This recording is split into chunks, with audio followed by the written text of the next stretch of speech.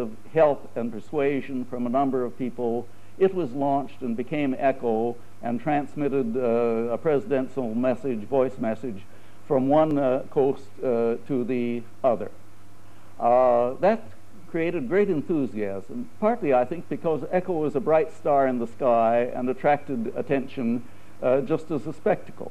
Anyway, it attracted the attention of the management of the AT&T, American Telephone and Telegraph Company, and AT&T built and launched Telstar at its own expense. And Telstar was another step forward because it transmitted live television across the ocean. And after that, there was no doubting the feasibility of satellite communication. The only question was the form, and synchronous satellites, which Arthur Clarke had envisioned, followed in 1953, and in 1955, commercial satellite service. This went much faster than I had expected, just as Arthur Clarke found the conquest of space exceeded in speed what he had expected. So satellite communication, the application, exceeded in speed what I had expected. And this was very gratifying.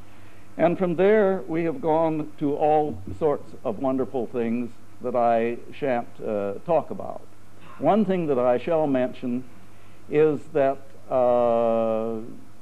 part of making the world into a global village, which Arthur Clarke rightly says satellites have helped to do, is transportation as well as communication.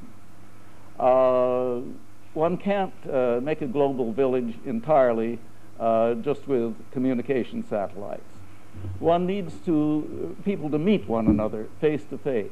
And this air transport has done better than ships ever could, because it's not only cheaper, it's faster. People who don't have much time to spare can now visit far lands. But air transport can't work without communication, and here we have an example of data banks and data storage in the running of the airline, something that Arthur Clarke has envisaged. And air transport can't run without keeping track of the airplane. Currently, this is done by radar on the ground.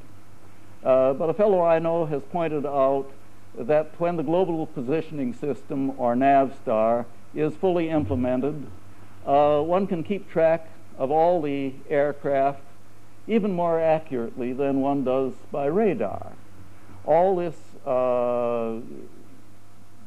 information can be available on the individual aircraft, and the ground control terminals need only interrogate airplanes to find out where they are.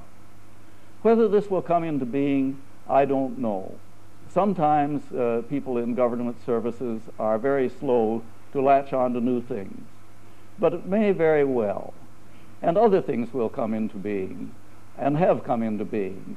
The following of weather by satellites, the observation of the Earth by satellites.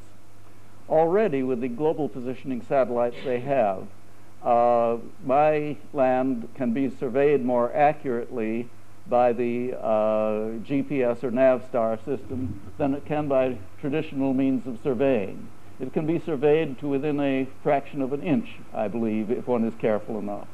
And I'm sure that this can be done as the system is deployed for other countries than mine. Indeed, the idea has been that the GPS system will be of general service to all nations when it is completed.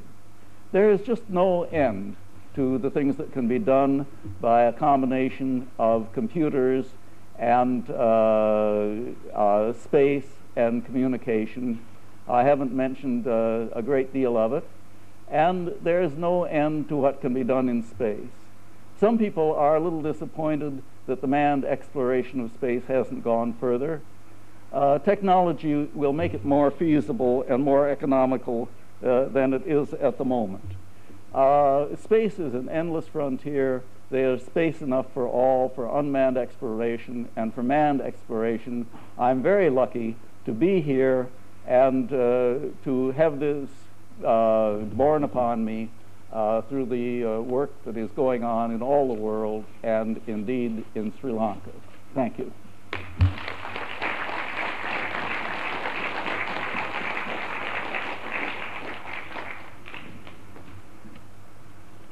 Thank you very much, Dr. Pierce.